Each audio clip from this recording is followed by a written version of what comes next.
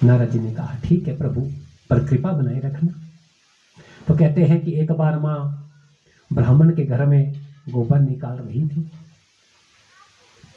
तो उस गोबर निकालते निकालते ना जाने कहां से सांप आ गया और मां को डस लिया, और मां धराधाम को छूटकर चली गई।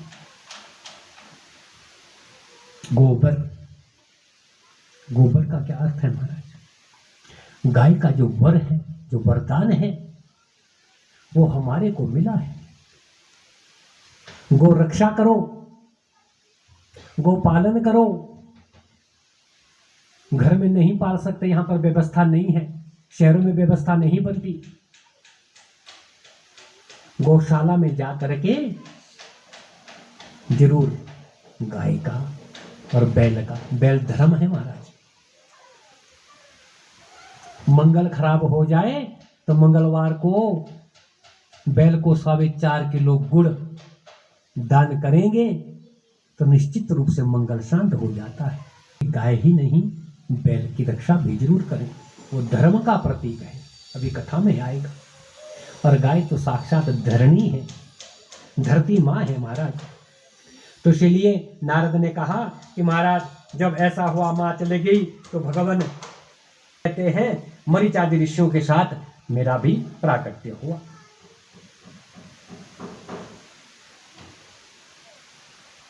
तो आज मैं कहता हूं इस परिवेश में हर तीसरा आदमी जो है वो ज्ञानी है, बस कहीं भी खड़ा होकर के ज्ञान दे देगा जी, ये तो ये है, ये तो वो है, ऐसा होता है जी, वैसा होता है जी।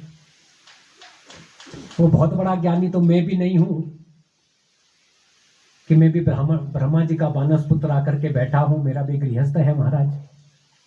परंतु सत्संग में जाकर के विद्वानों के गोडे मलमल के 2-4 बातें कहीं से सीख ली, जो आपको बता रहा हूं।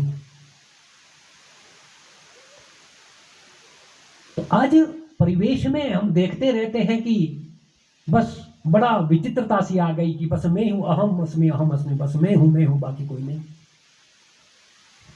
तो थोड़ा सा संशय पर प्रकाश डालना चाहता हूं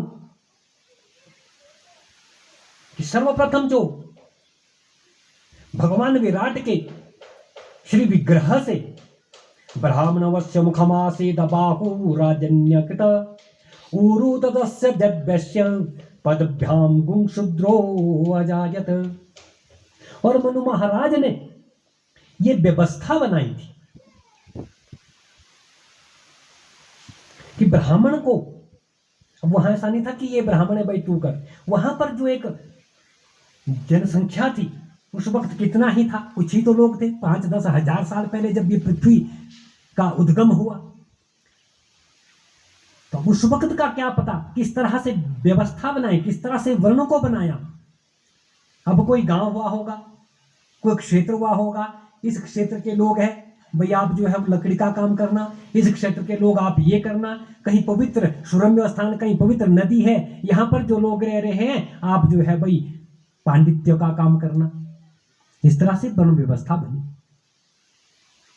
तो आज उस व्यवस्था पर आए दिन प्रश्न चिन्ह लगते हैं, और जबकि वास्तविकता क्या है, ध्यान से सुनना मेरी बात।